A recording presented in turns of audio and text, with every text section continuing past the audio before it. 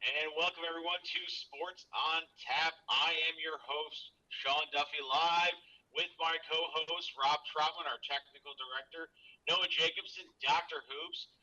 Ed Dick and Josh Jeffy are both off on assignment tonight, which again, I don't know how they get that gig, but I guess they're leaving it to me, Dr. Hype, to go ahead and get over with and start the show here. We're going to first start off with our sponsors as always, because if they don't provide money, we don't do this.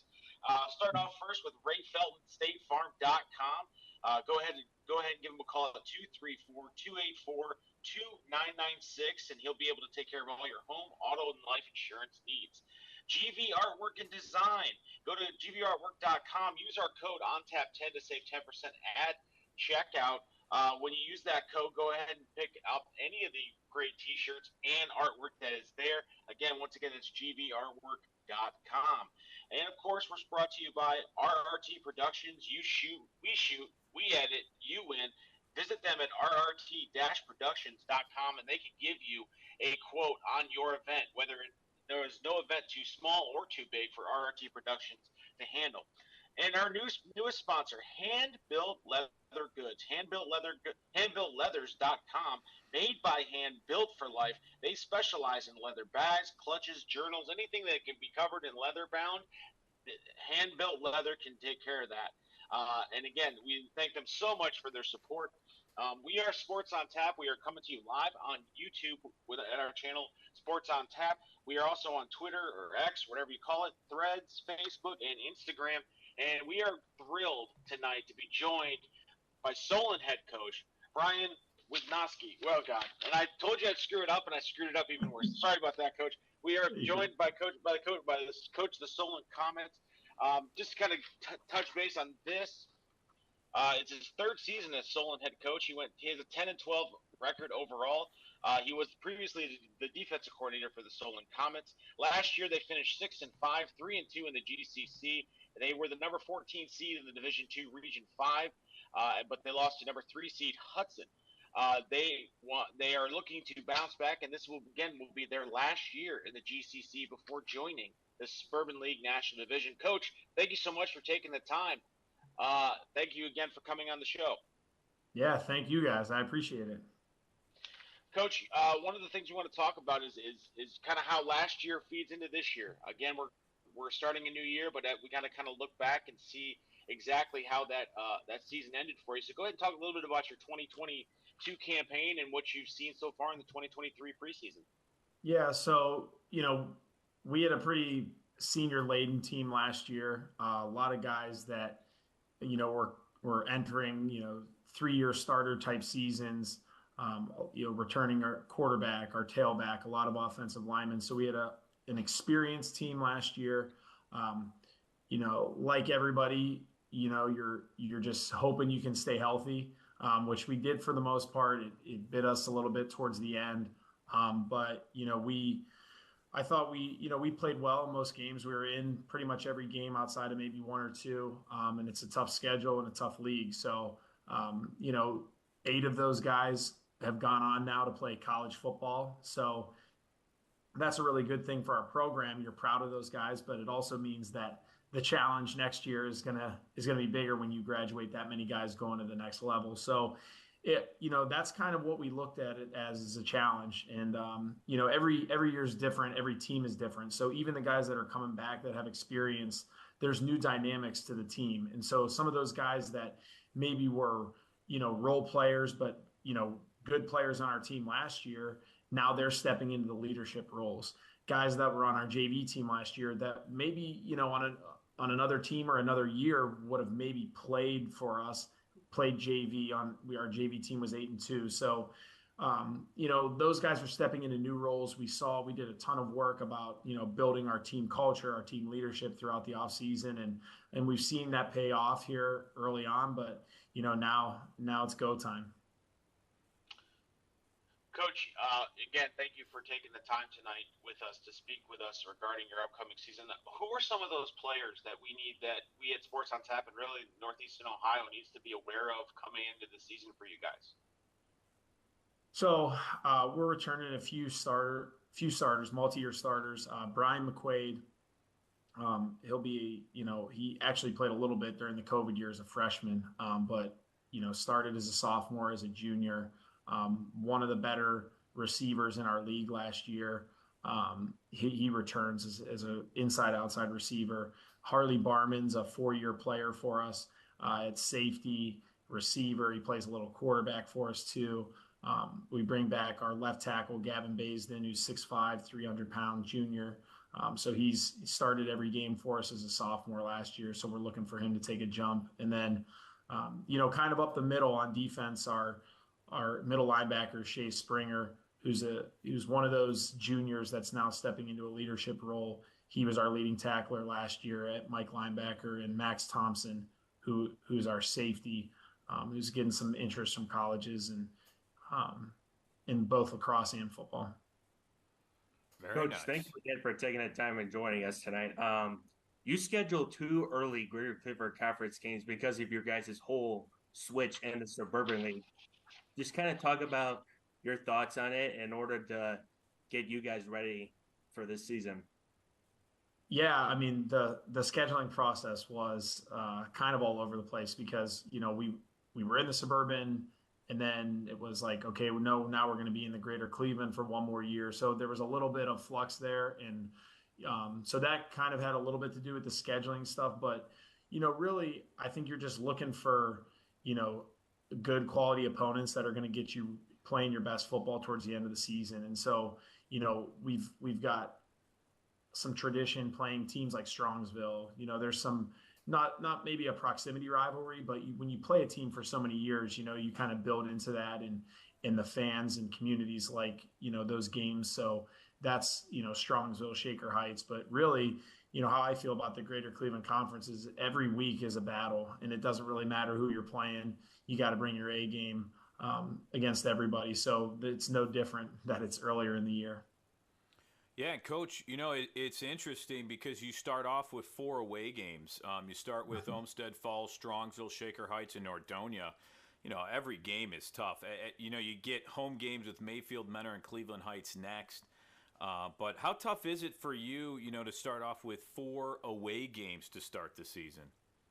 Yeah, again, I think it just goes to that word challenge that we talked about earlier. It's just a different part of it.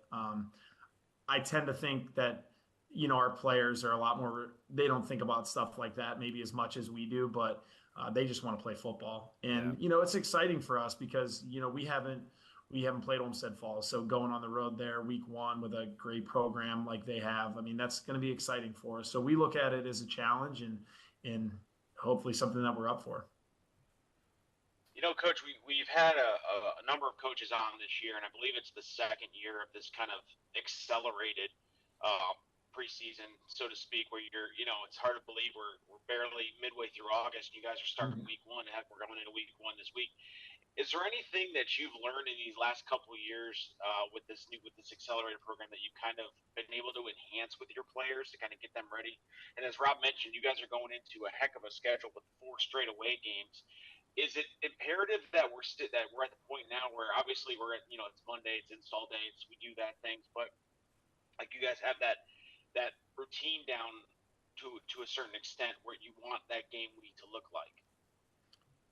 Yeah, I mean, I think as far as the schedule, I mean, really, to me, that last week of July, which I think traditionally used to be like a lighter week, maybe you're almost off a better part of that week to kind of like give your coaches and your players some time off before the August 1 bell hits. But now what we've kind of done is that last week of July has almost become that first week of August, if that makes sense. So you're trying as best you can to get your guys prepared. And with 2 scrimmages in that 2-week period, there isn't a lot of time. So I think as best we can, we've tried to use July to our advantage with our instruction practices. And it's on the players and the coaches too. Everyone's got to be locked in when we're on the field and when we're in the meeting rooms. Like we've got to be getting the most out of it. So I think ultimately you're just trying the best. There's no perfect recipe, and I think maybe sometimes it depends on the team that you have. Are you bringing back a lot of guys? Do you have a lot of new guys? Do you need more install meetings? Do you need more time on the field? So that kind of stuff I've learned that you have to be flexible with, but ultimately we're all just getting ready to play, Friday night. So I think the guys are excited about that and have done a good job getting ready to this point. Now you're in year 3. What have you learned, from year 1 when you first started? Because obviously Coach McQuaid was head coach for a long time there at Solon, just a great coach, and I'm sure he's given you all kinds of advice, and maybe some other coaches have given you advice too. Have there been a coach that you maybe rely on or can throw ideas out after? And what was the difference now from year 1 to year 3 that you're like, now you kind of see some things changing and working for your program? Yeah, I mean, Jim was a great mentor for me as an assistant coach coming up, working for him for 10 plus years and watching him every day. That was kind of what I did. And he did a great job of mentoring me and still does to this day. He's still our athletic director at our school. So, I'm constantly bouncing things off of him. But I think when it's your first year, every single day is new. There's something new. You're dealing with this for the first time. You're dealing with that for the first time. And so you're kind of like every day, just, something comes up and you're dealing with it. It's hard to plan out ahead of time. You can have a schedule, you can have a plan, you can think what it's going to be like, but until you're going week to week through a football season, especially with the competition we play at, you don't really know. And so I think to answer your question, in year 3, you don't really know what you're doing when you start. You have to be flexible. You have to lean on your assistant coaches. I think you can't try to do everything. You can't, try to, do offense, defense, special teams. You have to let your coaches coach and manage it that way.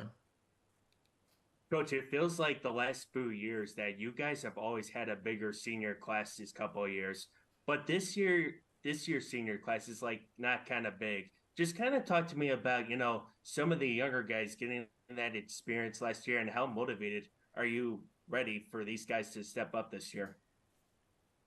Yeah. I think it's just one of those things with public school, you go through dips in enrollment. I mean, we were a Division I school, pretty big Division I school when I started. Now we're in Division II. So I think the enrollment's gone that way, but also just there's some classes that we just don't have as many guys for whatever reason.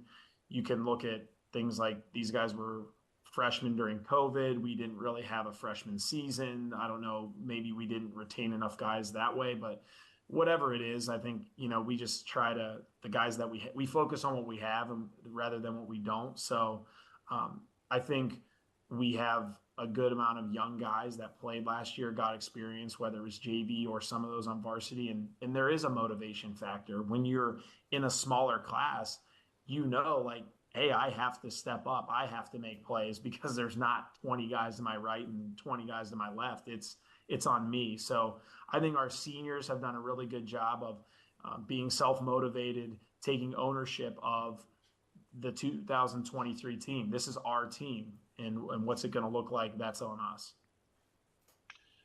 Coach, you mentioned it early on that your scheduling kind of became a challenge with the last minute. Yeah, it still is. I promise you, it's probably going to get a little bit easier next year. You're joining the Suburban National League National Division. What was something that obviously you're playing the GCC this year? What is, as a coach, what is the message you're trying to get across, or to those younger kids when they're saying, you guys aren't going to have that, mentor. It may not be part of like a league game anymore. Is that still on something that the team understands that, hey, we're going into a new conference next year. It's all brand new data for new coaches because you haven't played these teams back to back. Obviously this year you kind of can rely on some of the old stuff. Are you excited about the change to the National Division and going in the Suburban League, or what were your thoughts when you found that out? Yeah, I mean, I'm excited about it. We've, I think, very similar size schools in those leagues compared to us when you look at it. And, I think there's a lot of there's a lot of natural proximity rivalries within that league. And really, like, we were in the NOC. We've been in different leagues a couple of times. We were in leagues with Twinsburgs and Stowe and Hudson. So we've played those teams enough that I think our guys are excited to get back to some of those rivalries. We're not playing Twinsburg this year, which is the first time in a long time we haven't played them. So, I think when you look at teams like Menor and Medina and Brunswick and teams that we've kind of developed these quote unquote rivalries with, I think, maybe some of those are going away, but we're also bringing back some old school rivalries. Like when people found out we're playing Mayfield this year, I get a lot of alumni that, will come back and say, oh, we played them this day and that day. And I remember playing them. And I remember playing, Stowe and Hudson when we played them. So I think change is good because it's constantly, evolving. You look at the college game, it's the same way. You're there's so much movement that I think you just have to be, prepared. You have to prepare your team for whoever you're playing. Well, I mean, you start off with a pretty tough opponent in Olmsted Falls. I mean, obviously, we're talking week 1 football right now, which is fantastic because there's nothing more I like than high school football. Kind of give us a little bit of what you've seen from Olmsted Falls and some keys that you really want to touch on with your team. Obviously, without giving away the game plan, we're not. I mean, I'm sure Coach DeLuca, who is our next guest, and again, we do not plan this, folks. We did not plan to have back-to-back weeks where two opponents were playing each other week 1, but it just worked out that way. But yeah, give us an idea of what you're seeing from the Bulldogs at Olmsted Falls. Yeah, I mean, Coach DeLuca's done a great job there. A lot of respect for him and his staff. You can just tell when you turn on the film and watch them, the type of coaches and the type of team that they build. They're very disciplined. They're going to try to establish the run and not really, pulling punches trying to do it. I mean, they're going to try to run the ball.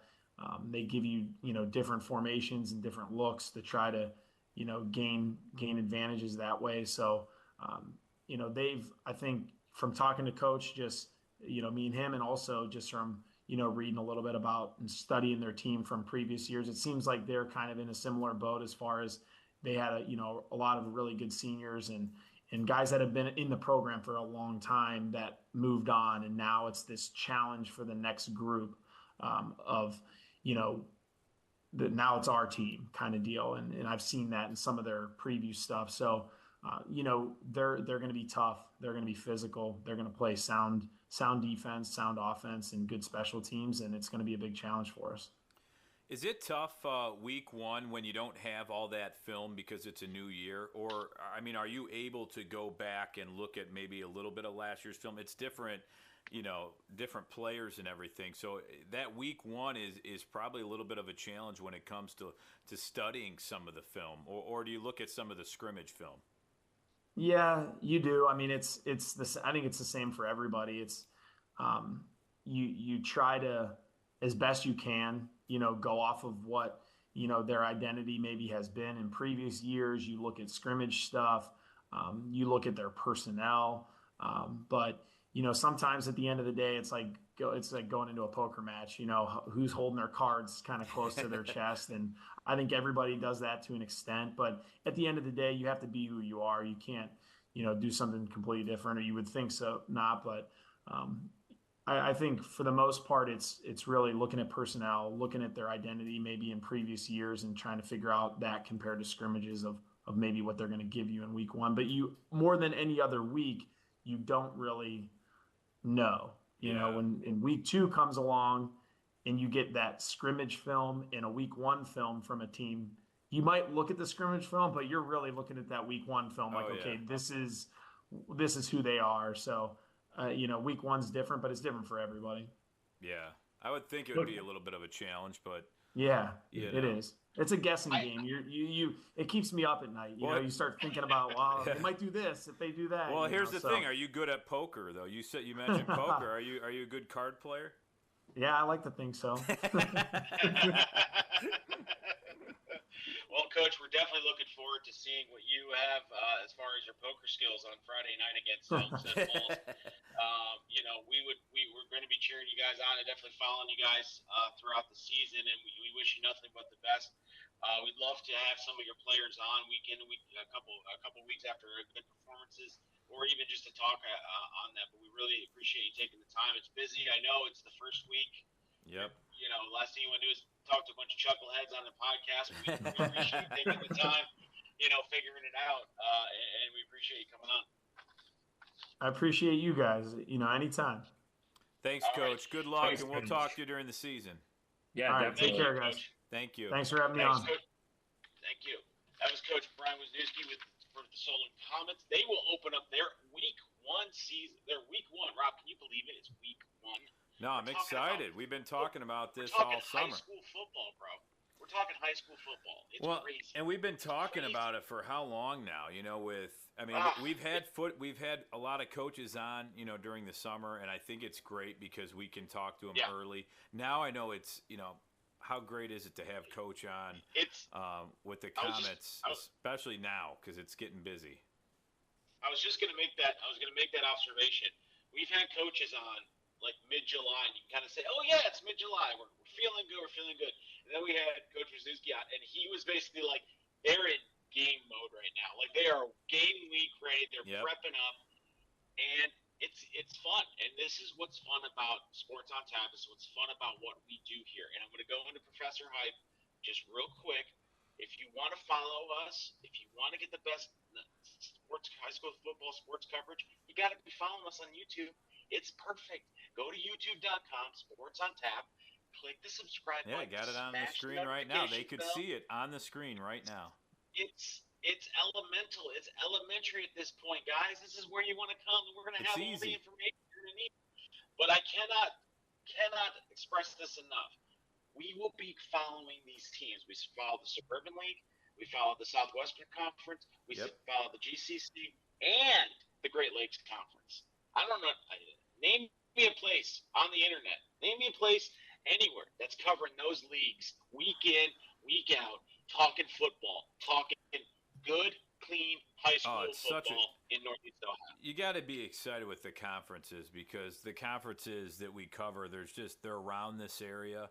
The fans love watching these conferences. A lot of great rivalries, a lot of great games, a lot of great talent. I mean, these players, and look at all the coaches, though. I mean, a lot of these coaches have, we're going to be coming up, we're going to be talking to head coach Tom DeLuca, the Olmsted Falls Bulldogs.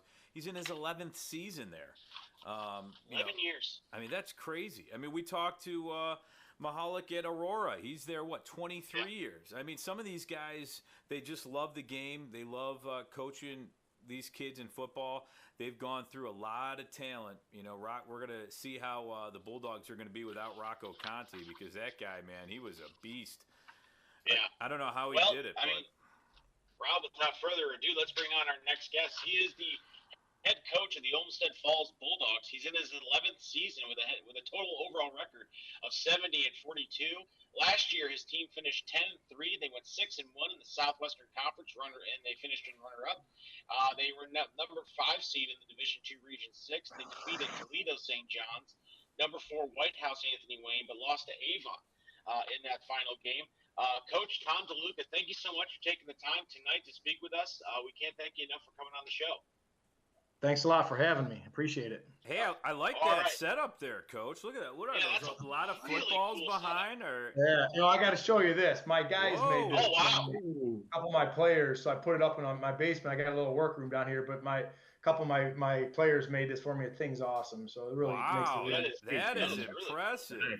So if I give them the Sports on Tap logo, maybe I could get it right back here instead of this one. I guarantee it. If you want it, let me know. I'll hook you up. That's impressive. I like that. I know. I like that. Very cool. Well, Coach, let's first start off with kind of a breakdown of what your season was like last year and what the kind of the capper of your season, and talk about what you've seen so far coming into this. I mean, obviously the preseason, and now we're ready to week 1 as you guys get prepped up to play Solon this week. Yeah, sure. Well, I think, last season, obviously, we had a really, really nice season. We had some great senior leadership. And I know everyone always talks about Rocco, and deservedly so, because he's just an unbelievable football player. But we had a number of really good seniors, all the way down the line. Dominic Rivera is one of them. He's at Rutgers right now, and Rocco's out at Air Force, and Jack Pinchek's at Marist College, and Colin Simon is at Walsh. And so we have a number of guys that are playing college football from that team, and then we had a number of other really, really good high school football players. And so the leadership was great, and we had a fun season, did some nice things. Obviously we ran into Avon a couple times through the season, and we have not been able to crack that code with Avon yet, but they're a pretty darn good football team. So we had a really good year, and putting that one to bed moving forward, right? Yep. Speaking of moving forward, Coach, talk a little bit about your team this year and who those guys that we need to be aware of, and who the guys you're going to be relying on, week in and week out as you navigate not only your non-conference, but what we've all described as the Southwestern Conference meat grinder that is your schedule every single year. Yeah, the schedule, I'll tell you, it's getting harder and harder to schedule teams to play us non-conference. And, so we got some tough opponents this year, non-conference, and then you just roll, like you said, you roll right into the SWC, and it's no joke. So, but we have a number of kids that are going to step into roles this year that are seniors, some juniors that haven't played a lot because there were that class in front of them. But these kids are extremely hungry to get out and show their worth, right? Prove themselves to everyone and show, that, hey, I'm a Bulldog football player and this is what we stand for. And we're here to carry the tradition on. And these kids have been doing a great job of that. Their leadership has been outstanding. I was talking to one of my coaching friends the other day saying, I felt like we are ahead of schedule right now of where, maybe I anticipated earlier in wintertime, springtime. These guys have really stepped up to the challenge. I'm excited about this group. This isn't just coach talk. I really feel like these kids have really done a nice job. And they got a little chip on their shoulder because they keep hearing about, the Olmsted Falls has lost a lot of guys, and they want to prove themselves. Coach, thank you again for taking the time and joining us tonight. It feels like you guys, the last two seasons, you guys did the 2 times the Division III state champions and Chardon, and then last year and then Canfield, and then you guys faced Canfield this year. Just kind of talk about your guys' confidence going into that game and how it's going to prepare you going into the Southwestern Conference this year. Yeah. So, we ended up getting Chardon on the schedule last year, and we knew it was going to be a 1-year deal. We were going to have to go to their place, and if you've never been to a game out there, it's a great environment, a lot like our place. And just a tough, well-coached team. And to me, that's a no-brainer. Number one, I felt like it was a great game for fans to see, and it was packed. I mean, it was unbelievable environment. It was a really good football game. 2, I know that win, lose, or draw, it's going to prepare us for the schedule that we have and where we want to be. And it did both of those things. We ended up losing a tough football game last year, but we gained a lot out of that. So I figured that moving forward, we needed another week 1. I knew Canfield, at the time we scheduled them, they were a really, really good program. They had not won the Division III state championship yet because we scheduled them late in the year, but they were on their way to making that run. And it's another great program that we're going to have to travel a long ways. We're going to have to go to their place, and it puts us in a difficult position. And I feel like that's what I want. I want to be in difficult positions, especially now we have this 16 teams in the playoffs. I just don't understand why people don't want to go try to play the best now, right? We're going to try to play the best that we can play and not worry about it, because if we're, out here and, it's I think the past couple of years, the 14 through 16, I think maybe it was 5 wins. So if we can accommodate our schedule where we can, get those 5 wins, if we can get into the playoffs, that's the ultimate goal, that and to compete for a conference championship. Yeah, and we've talked to coaches, and that was one of my questions was, with a lot more teams making the playoffs, does it open you up to schedule the tougher teams? Because realistically, you can get into the playoffs with almost 5 wins now. And we've had a lot of yes, and a lot of different matchups. 4 out of your first 5 games are at home, which is nice to start the season. You go on the road, though, versus Amherst, Avon, Berea, Mid-Park, and Midview, which, those are some tough teams. Talk a little bit about your first 5 games. I mean, you're at home, which, you got a great atmosphere at home, and you're going to have some home cooking, which is nice. And I see Robert Pace says get 6, and we all know who that is. Just to throw that out there. But talk about your first 4 out of 5 games are at home. You get some home cooking, and you kind of can see what your team. You got some tough games though at home. I think you got some really good games at home there that I think people should want to get out and see. Yeah, I think obviously we're starting off with Solon, and that's a storied program with lots of tradition. If anyone knows Northeast Ohio football, they know Solon. And so they're coming in first this Friday night, and that's going to be a tall test for us. It's a big school. They're kind of hovering in between Division I, Division II. They're Division II school this year. But then we have Brunswick coming to our place for the 3rd year that we'll play them. Again, another really big Division I team. I think, and from everything that I've heard and from all accounts, they're taking another big step forward this year, and they're going to be a really, really good team. Obviously, week 3, we go to Canfield. We talked about that. But then, we come back with North Ridgeville, who's supposed to be, just night and day better football team. I know Coach Morgan over there has got those kids rolling. They're going to be a really, really good test. Yeah, and I feel like North Ridgeville is kind of comparable to what you guys do. They run the football pretty well, and they have a lot of young. Well, last year they had a lot of young players, I think, and that's going to be an interesting game to see for sure. Yeah, you look at them last year. Their playoff game. They played Anthony Wayne a week before us, and man, they really played them right down to the wire with a lot of young kids. That team's going to be a good team this year, and they're a well-coached team. So we'll have our hands full. Coach, I wanna ask you a question I've been asking a lot of the coaches. I think we're in our 2nd year again of this kind of expanded playoffs, which is this accelerated schedule, kind of preseason schedule type deal where you guys are starting a little bit earlier.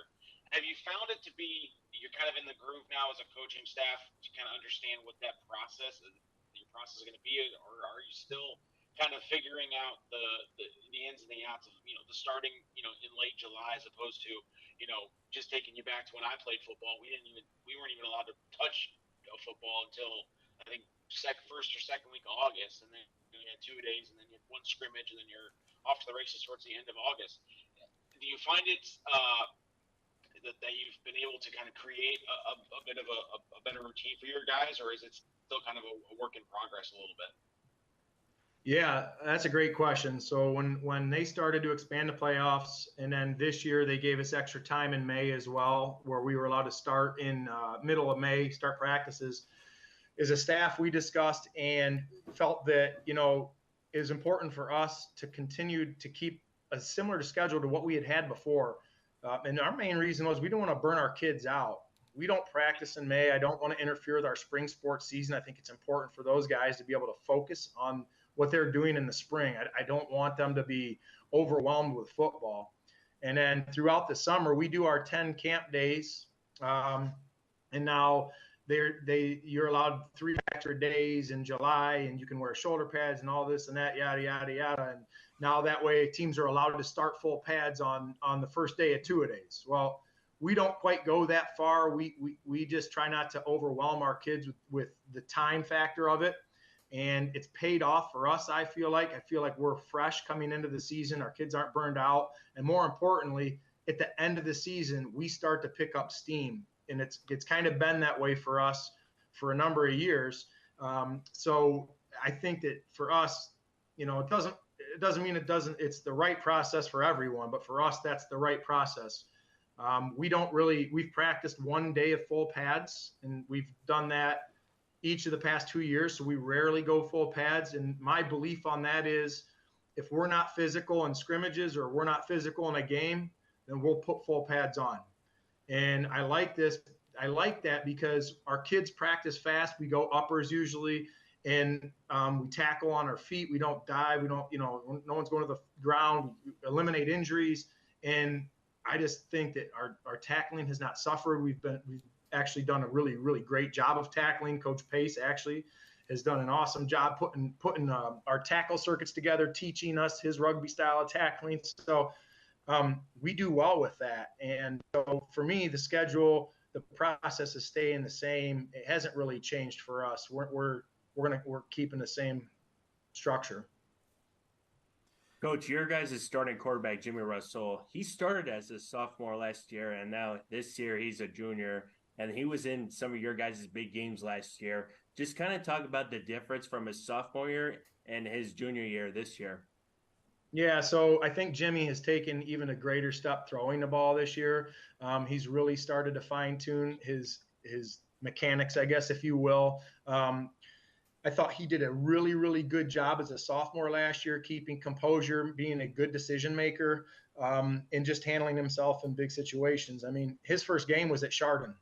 And that's the first time he ever took a varsity snap Friday night against a team that hadn't lost in 2 years. And so there's not going to be a lot of situations that are going to be too big for him anymore after that. Yeah, you know. Really. So no doubt about he's that. Done a great job. You threw him in the fire right away with that. Holy cow. Yeah. I mean, what was his reaction when you said, hey, you're going and you're starting or you're going to play versus Chardon? I mean, what was he ready to go or was he like, whoa, yeah, all right, let's go? No, he was ready to go. He's a pretty gamey kid. You know, he's a Friday night. When the lights come on, he's ready and he practices well. He does all the right stuff. He's a great leader. And the other thing that I think that helped him last year was he had some kids that surrounded him that helped ease his mind. Like, hey, this is what we're doing. You know, these guys have been in the fire a lot with our A backs, our B back, you know, our receivers. Like we had 3 starting linemen last year that were coming back. So he had a lot of guys surrounding him last year too, to help him ease in. But he had even his first game against Chardon, he had a terrific game. I mean, his numbers throwing the ball and this and that didn't always equate, but there's other factors that went into that. But when you look at his decision-making process, he had a really, really good game. So that he did a nice job. Well, yeah, and you guys are right there versus Chardon, and they're always every year they're a tough school, and you guys are too. I mean, when you started coaching, how long did it take for you to really get that structure the way you wanted it and get things on a roll? Where every year, instead of saying, you know, I don't know how we're losing a lot of players, we're going to have to start over. You guys just retool every year. Like a lot of these schools, you know, the Avon Lakes, a lot of times you continually retool instead of rebuild. Is that kind of how your structure, you know, was kind of put in place to do? Yeah, so I think there's a few factors that play into that. And, you know, you'd have to ask the other coaches about their end, but I think I would assume that they're probably a little bit similar to us, where number one, I would say year 5, I really started to think about, okay, now we're starting to, you know, reload rather than, you know, rebuild. And it's really starting to take shape even more. It starts for us with our youth program. Our youth program is outstanding, and our kids run our offense down there. And sometimes it doesn't look great, but they get a lot of reps at what we do. And then by the time they're with us, now they've got how many thousands of reps of doing what we do, it starts to click. So that's one thing. 2, I think that the tradition in Olmsted Falls has been around for a long, long time, going back with Coach Ryan, even before him. So I think our kids take pride in carrying on that tradition of being successful in football. We're just trying to continue that tradition. And then the other thing is the off-season training program. I think that has a big factor in reloading and not rebuilding. So I think our off-season weight program and conditioning program, Coach Harriger, he does a great job with our weight program. That's a huge thing for us. So we get after it in the weight room, and it's something where some guys talk about attendance in the weight room. And, you know, we don't talk about attendance in the weight room because it's not something that we need to worry about. Kids just know that's where we have to be. So I think those things allow us to put the best product that we can on the field on Friday nights. And those are some of the main reasons why we do what we do. The other thing, I'd say one more thing about that is we've had some consistency in our coaching staff, and that's also a huge deal. Coach Pace has been on our staff and coached with me for all 11 years. Wow. Coach Rivera's been there for 10, you know, our offensive coordinator. Coach Milano has been there a long time. Coach Williams. So and we got a couple other guys. Coach Caldron's been there a while. So these guys that stick around, and that's not all of our staff. Those are just some guys that have been there a number of years. But to have a core group of staff members there for a while, that helps. Oh, absolutely.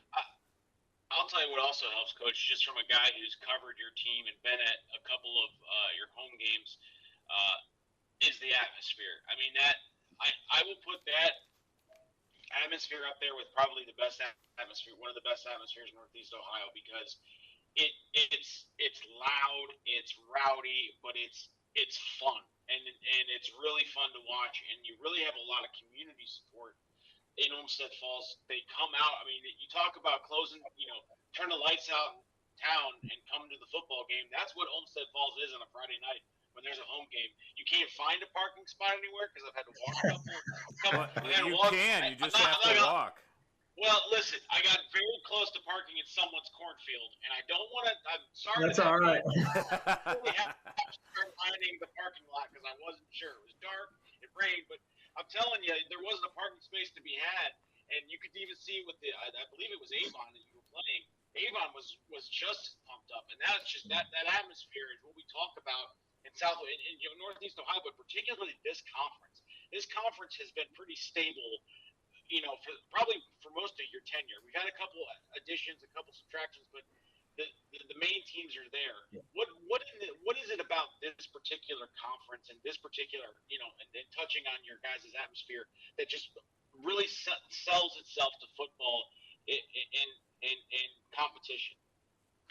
Yeah, I think starting off, our community is a football town, and that's it, period. And they love coming to the games.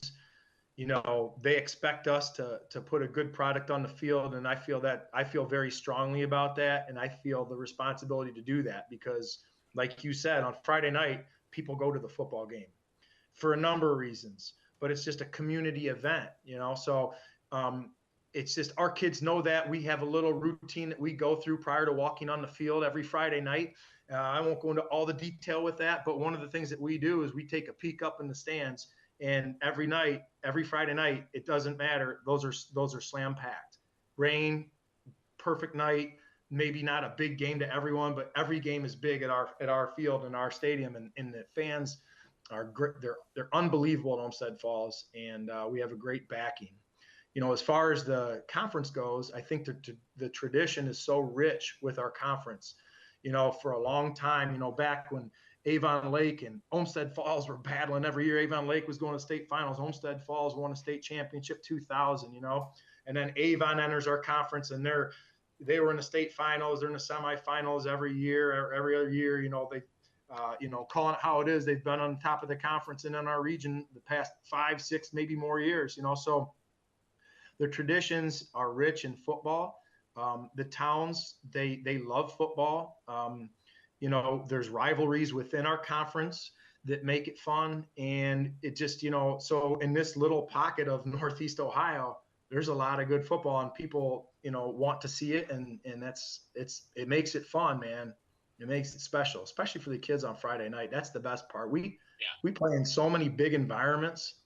It's so cool. Well, and you got a new field. Well, your field's been there, but you got a new field, and I think too, like you said, with the atmosphere and everything, and with your programs, you guys have been able to keep a lot of players in Olmsted Falls and play right there because of the tradition. I feel like when you grow up and you're a young kid looking at these high school kids playing under the lights, and you're running out on the field. I know they run through a huge bulldog with smoke, and the band's playing. I mean, there's nothing really like it. So, I think that's important. But it's such a great, like they said, atmosphere, and it's a lot of fun. And in week 1, you play a Solon team.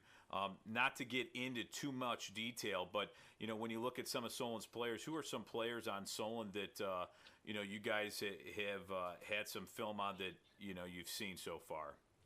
Yeah, well, I feel like without getting into details with the kids' names and all that stuff, but I know that their receiving core is pretty darn good. Mm-hmm. I feel strongly about those kids. I think that they have some good speed. Their linebackers play with a lot of speed all the way across. They're 2 outside backers. They're athletic as heck, and they come down and play the run pretty well for being skilled position players, meaning like they're not the normal 220-pound linebackers, but man, they're running. Their inside backers play downhill as well. So, up front wise, I think that they had their defensive line moves pretty well. What I'm saying, they got a nose that's on film to us. I feel like he's given some people some problems. So they pose some problems. They got, if I remember correctly, their left tackle, I think he's about 6'5", big boy, gets off the ball well. So they got some pieces there, that are tough to handle. But I think if you look at them, from my perspective, their strong suit would be their receiving core. Right now they're about 70% pass from the scrimmage that we saw. And I think that tells you everything you need to know. So, they're going to use that to their advantage, their strong suit. Absolutely. And actually on YouTube, we do have a question. Somebody wanted to know, who is Olmsted Falls' rival since you don't play North Olmsted anymore? That was by Matthew on YouTube. So thanks for the question there. Yeah. So, we play Berea every year. That's always been a big one. Bagley Road Trophy game that we play there. So that's always a rivalry game. And then, I feel like it's always in our conference, man, you can never really say one game's any bigger or smaller than the other one, Now, obviously, Avon's always as of lately, they've been on top of the conference. So when you're on top, everyone's trying to knock you off. Avon Lake's always good. North Ridgeville's coming up. Illyria's got a new coach, and they're going to be hungry, right? Then you got Amherst with a new coach, Midview with a new coach. So all these teams that we have now have new faces, new names, and it's every week with our conference, it seems. Yeah, I love it. Every week's a rivalry week. Kind of, but I know Avon Lake have their rivalry. Us and Berea have a rivalry. I believe it's Ridgeville and Midview that were right next to each other. Those guys go back and forth quite a bit. So Amherst and Elyria are right next door to each other. So, there's all sorts of storylines there. Yeah, and that's what makes it fun is all the teams are kind of bunched up in an area that's not too far away, so you can have those rivalries. And I always thought it's a fun rivalry with Berea Mid-Park. You guys always seem to have sometimes you have shootouts in those games, and they're a lot of fun. Maybe not for you, but for us to watch. Nail biters for me, man. Those guys score points after point after point, so we gotta. That's always a nail biter. Coach Pace, though, I will say he's very calm on the sidelines. Every time I see him. Yeah, I've never met a guy more calm. Coach Pace, man, he gets after it. I'll tell you that much. I love it. He's the same way in practice as he is on the Friday night. So he brings a lot of energy. He's the man. Does he ever have a voice like game after game? I always notice when I talk to him after the games, say hi, and he has a scratchy voice, and then I'm like, how does he even have a voice the rest of the season? I mean, is there a way he does sign language? Because the way he screams and jumps, I mean, we've seen he's got a few ups there that we've seen him get off the ground a little bit there. So how many's a few? I want to test you on that. I mean, we like to tease coach. We like to tease coach about his vertical jump. Do you have him jump on the boxes to see how high he can get? I would. No. Coach Rivera usually during film will pick out one play from Coach Pace on Friday nights where he's getting fired up after we get one of our 6 that he was talking about, whether we get a 3-and-out or goal line stop or whatever. And Coach Pace get fired up, he'll jump up and down. So Coach Rivera likes to, show that on film and, see how far he gets off the ground.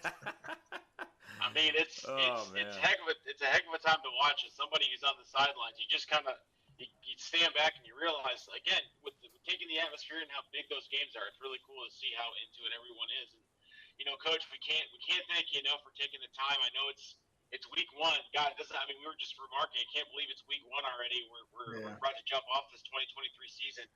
We wish you nothing but the best. We hope to talk to you or some of your players as the season progresses. But wish you nothing but the best on the season, and good luck to you and your players. And I'm sure you'll see someone from Sports on Tap, trying not to get in your way on the sidelines. No, we'd love to have you out, man. That'd be great. Have you guys come to a game, and love to be able to talk more about what we do, and yeah, this is awesome. Hopefully, get some kids here with you sometime, and thank you so much. Yeah, we appreciate it, Coach. Yeah, we appreciate you, Coach. Thank you. Yeah, you're welcome, guys. That was Coach Tom DeLuca for the Olmsted Falls Bulldogs, getting ready for their matchup against our previous guest, Coach Brian Wisniewski from the Solon Comets, as they face each other in Week 1. Rob, let's go to our handy dandy scoreboard here. Break down our conferences as to what we can see from Week 1. As we go here, we'll start, and let me go ahead and start this up here. We will share this. Okay. Nice. As you can see, there it is. Look at that. There it is. We'll start in the Greater Cleveland. We'll start, as always, in the Greater Cleveland Conference. We got Brunswick traveling to take on Avon. Cleveland Heights will travel to take on Berea Mid-Park. Austintown Fitch is traveling to take on Euclid. Stowe and Medina locking up, as Medina will travel to Stowe. Willoughby South will go and take on Shaker Heights. Olmsted Falls, as mentioned, will actually, I should flip that. It's Solon's traveling to Olmsted Falls, and Strongsville is traveling to take on Avon Lake. That's the Greater Cleveland Conference lineup, and again, more of the same here in the Southwestern Conference as Copley travels in to take on Amherst, and they have again a new coach opening up in the season. Brunswick, as I mentioned, travels to take on Avon. Strongsville will go to Avon Lake. Cleveland Heights will go to take on Berea Mid-Park. We had Coach Hunick on earlier in the show, and earlier in the season here, and he was very, very amped up about this Week 1 matchup with Cleveland Heights. Cincinnati Princeton travels to take on Elyria. Midview will travel to take on Westlake. Solon, again, as we mentioned, going to Olmsted Falls, and a little crosstown rivalry, a little former Southwestern Conference rivalry, folks. North Olmsted travels to take on North Ridgeville. I bet you the winner of that game will have North in the name. Yeah. Real smooth there. But hey, there's a lot of great games. Cleveland. We talked Cleveland Heights as well during the season, and they have weapons all over the place. But yeah, the Solon Olmsted Falls game. I mean, a lot of great games. Midview Westlake. Right there, a close game. Former Southwestern Conference foe in Westlake there. Elyria is going to take on Cincinnati Princeton and Coach Fox's first game there. Strongsville and Avon Lake, they've had some great games. Brunswick, they have a tough feat going into Avon. We talked about atmosphere. We talked to Coach Elder earlier on our show in July, and man, I'll tell you what, their atmosphere in Avon's pretty great too. With their student section gets a little rowdy, and it's a fun place to watch a football game. Copley and Amherst, Amherst, Coach Thome there. Noah had a chance to talk to Coach Thome, who's going to be in his first season there, taking on a Copley team. And actually, Noah, you talked to both coaches there, Copley and Amherst, and that should be a pretty good matchup. Yeah, Rob, and when I talk to both of these coaches, they are excited about going at each other. And if I'm Amherst, and that when you go into a situation like this, when you haven't won a game in 2 years, you just have to tell the guys, let's just call them the waters a little bit and just kind of talk refresh and that kind of start on the new pace. And that's what I like about Coach Stone, because when he went into Lakewood, he kind of had the same situation because he took over a program that only won 2 games in 3 years. And for Amherst, they've only had 1 playoff appearance since 2008, and that was during the COVID year. And I kind of like this hire by Amherst. And for Copley with Coach Kromalik, he's been the offensive coordinator for the last 2 seasons and that. And I think he's been a great hire for Copley, because when you have a guy leading your offense the last 2 years, you're going to have a lot of success. And that's why Copley and Amherst is going to be a good game in the Southwestern Conference. Absolutely. And guys, you look at, those are just 2 of the conferences that we covered. Yeah. That's just 2. Yep. Let's move on and let's talk a little Suburban League, shall we? The American Division. Aurora, Twinsburg, locking horns in week 1. We've had both those coaches on. Go back to in our YouTube in the archive and listen to those interviews. You'll see that both those teams are ready for each other. Barberton travels in to take on Wadsworth. Copley, as we mentioned, travels to take on Amherst. Firestone goes into Cuyahoga Falls. Hudson and Highland are going to get together in a de facto 2022 championship game between the winner of the Suburban League American and the Suburban League National Division in 2022. Ken Roosevelt travels to take on Ravenna in a very good game. Revere travels in to take on Woodridge, and Talmadge goes on to take on the Bees of Brecksville in a cross-division matchup. And we'll go on to the National Division here. As we mentioned, Talmadge takes on the Bees of Brecksville. Hudson and Highland locking up. Nordonia getting an early season test with a team from Bedford. North Royalton taking on Maple Heights. Medina and Stowe, as we mentioned earlier on. Again, Twinsburg and Aurora, and Barberton and Wadsworth. I mean, look, you look at the Suburban National and actually the Suburban League overall. Obviously, this is their non-conference. A lot of cross-division matchups. I'm interested to see how these two, specifically how Hudson and Highland break out, because I think that could be a sneaky, real good game. But also Twinsburg and Aurora is very, very interesting. I like what Coach Saunders is doing at Twinsburg. Obviously, Aurora is what they are. I think we have an opportunity to see Twinsburg take that next step and really kind of, build on a pretty good season. As we talked with Coach with the coach from Twinsburg, Coach he Salters. mentioned that they were in. Yes, Coach Salters. Sorry. He was very, very clear that they were in games last year. They weren't blown off the field. And you start making those changes when you're losing by a little, and then you start winning by a little. Then you start winning big. Let's see if they can take that challenge and take that next step. Barberton and Wadsworth, also a pretty good cross-division matchup. I like what the Magics have this year. Wadsworth is a team that's always there, that always has good players. And I'm interested to see how Stowe responds to a team like Medina. Stowe was down a little bit last year. They have a tough test in a Medina team. I think Medina has a lot for them this year, but I never want to count on a team like Stowe. Stowe has a way of just kind of turning back time and going back to that old school, pound them, 3 yards, cloud of dust, and move on, and they can do that.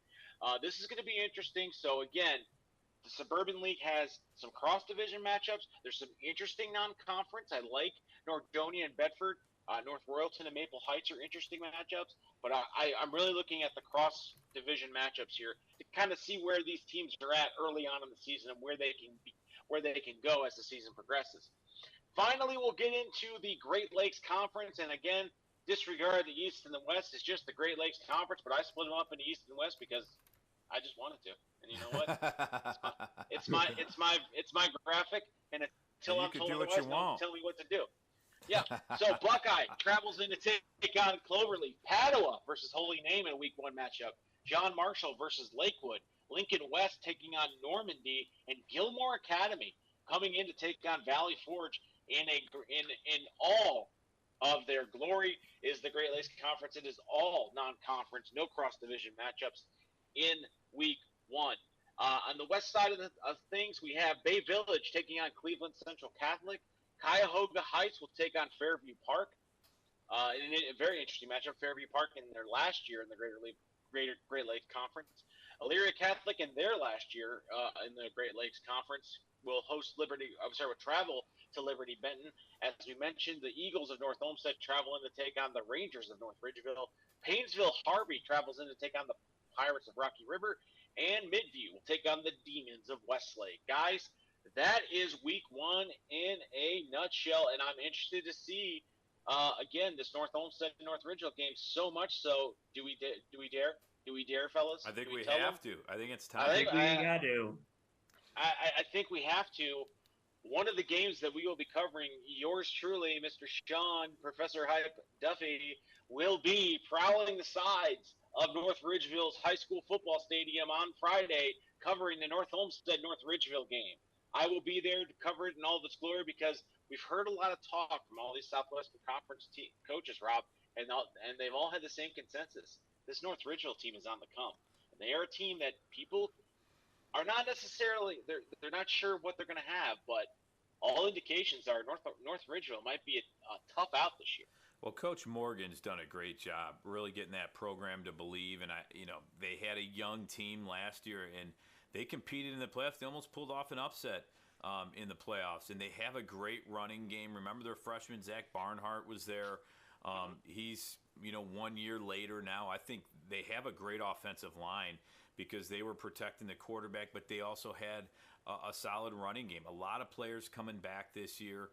So I think it's a team you have to watch out for. They're looking to just keep building and getting that positive reinforcement there. And Coach Morgan, continues on every year with the talent he has. So I think, defensively, it's going to be interesting to see if they can stop the big boys like Olmsted Falls, Avon Lakes, Berea Mid-Parks, because a lot of these teams, they have some offenses that are tough to be stopped. And if you can't stop them on defense, you have to put up some big numbers. So that's going to be one to watch. But this first game, do you remember last year, North Olmsted, North Ridgeville? North Olmsted was up big time, and North Ridgeville came all the way back and shocked the Eagles. I'm sure Coach Brediger, who we had on the show, he doesn't want to remember that game. He wants to move forward.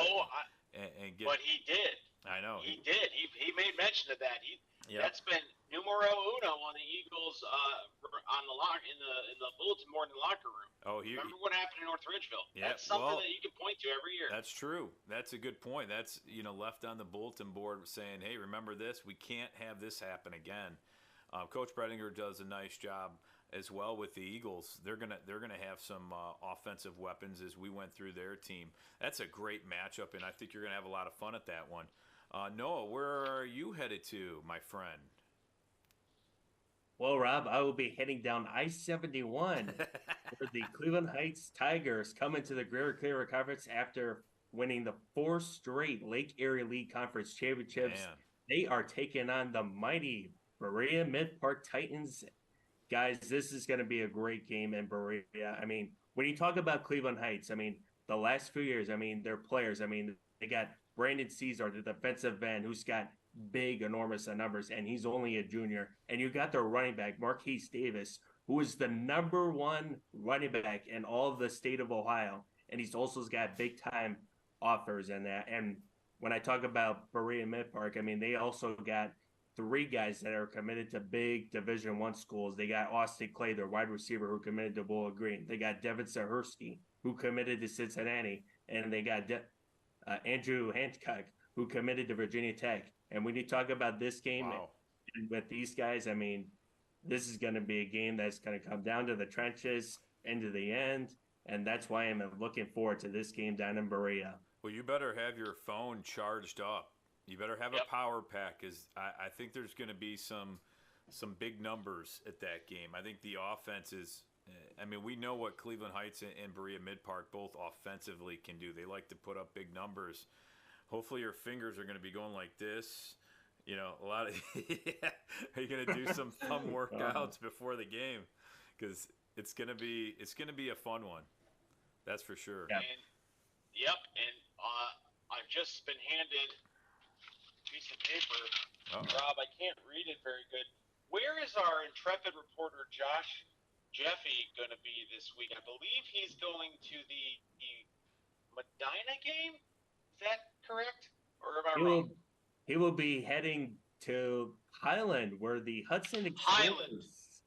It's in Medina County. You were close. Close. It's in Medina County. But, Josh will be heading down to Highland, where the Highland Hornets will host against the Hudson Explorers. Both teams won the Suburban League last year. And, guys, this is a game that, if the winner of that game, they might just take the whole Suburban League.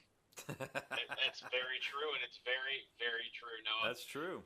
But the question on my mind, and you know where I'm going with this, guys, is what are you going to do, brothers, when you need to know about what's going on in these conferences? Are you going to do what everyone else does? Wait, we still have 1 game left.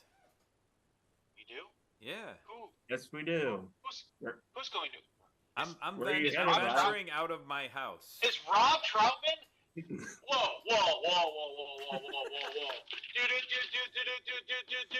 Rob Troutman is coming out of the bubble? Yeah, I know. The bubble? I haven't been out of this in a long time, so I'm actually going to be getting. I know it's crazy.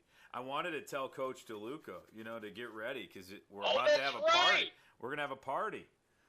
I'm gonna travel to Olmsted Falls to cover Solon and Olmsted Falls in a SWC so you mean to tell me, and a GCC. Yep. You mean to tell me that your boys from Sports on Tap week 1 are covering not 1, not 2, not 3, but 4 games exclusively. We're talking 4 games. I don't know what more we can do. If you are not subscribed, if you are not notified on our YouTube page, if you're not following us at SOT Podcast, if you're not following us on Instagram, if you have Threads and we're on Threads, SOT @_podcast, I don't know what to tell you. This is going to be crazy, mind-blowing. Sports on Tap is taking over Northeast Ohio. And it's not just we have 4 games. Yeah, and there'll be video highlights, and you know how we do it. Video. Yeah, I mean, Noah does a great job putting video together. Sean, you have stories, but you put video together with it. Josh does. We all, you can see some video highlights. We have interviews with players, coaches, possibly after the game. We'll see, if the weather permits. But usually you try to get, a few players after the game. Yeah. It's always fun to hear what they have to say in some of these games that, they're electric, especially week 1. It's going to be fun. And you know what? Let's say you're following your favorite team and you're not at one of these games that we're covering. You say, Sean, call me. What do I do if I want to know what happened in these games? Well, I'll tell you. You just subscribe and notify on YouTube, and you get notified when we have our show, our weekly show, starting at 7:30 on Monday nights, where we recap all the week's action. We got interviews, as Rob mentioned. We got videos from Dr. Who's himself, Noah, from Josh Jeffrey. We got analysis from the man himself, Ed Dick, the guy that runs the face that runs the place.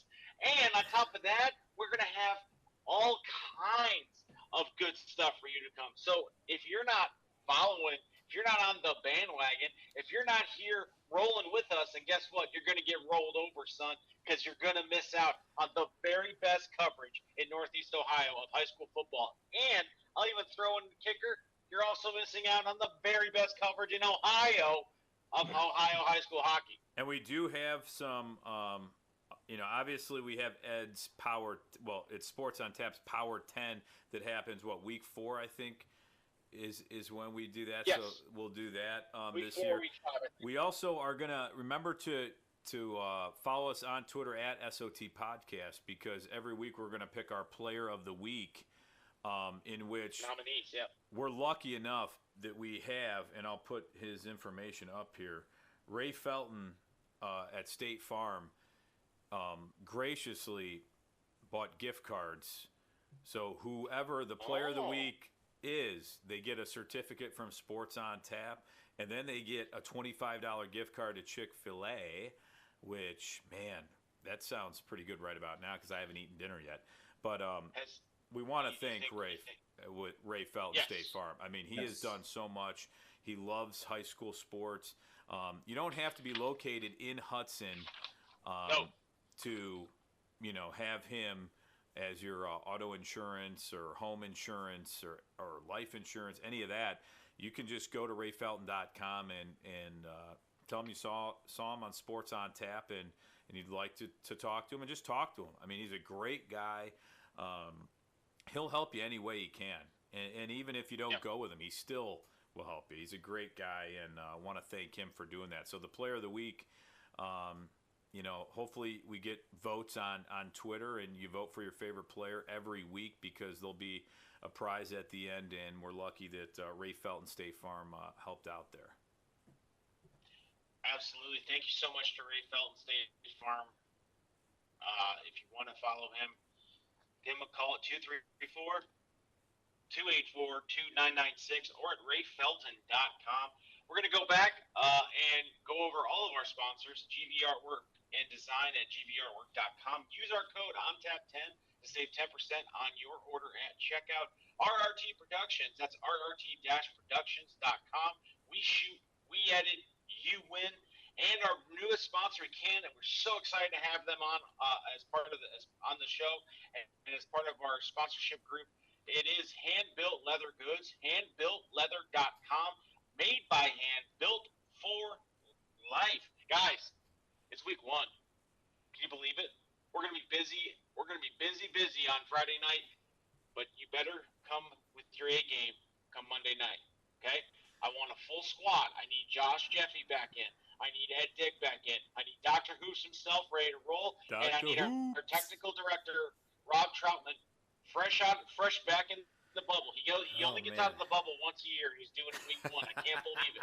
I can't believe it. Normally, he has to build himself up for the first 3 weeks, and then we got to talk to him, and then he only goes about 10.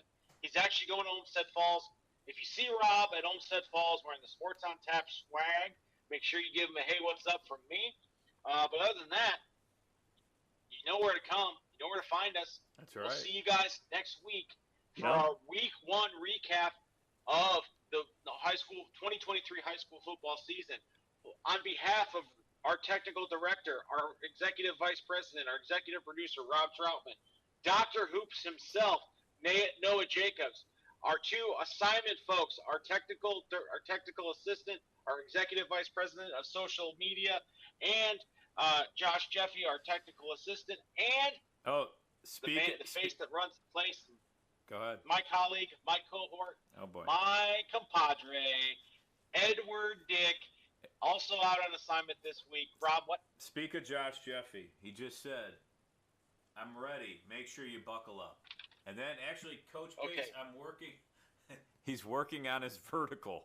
So I can't wait to see that week 1. Coach Pace, get ready. I mean, you got to show me this vertical week 1. If you've been working on it, I have to see this week 1. That's going to be interesting. Tune in next week. Yeah, maybe I'll get video of his vertical. We'll put it in the highlight video and we'll show everybody. Here's what you do, Rob. You take a video, you and Coach Pace look at it and determine if you want to release it. That's probably what's going to have to happen. Like that. You got to give the man an opportunity to see if he can do better. I'm not going to just throw out his first attempt, although it's probably going to be his best attempt because it's my best attempt. But again, on behalf of our squad here, on behalf of Noah Jacobson, Rob Troutman, Ed Dick, Josh Jeffy on assignment, I am Sean Duffy. If you're not following us, you better start. Go. We'll see you next week on Sports on Tap. See you.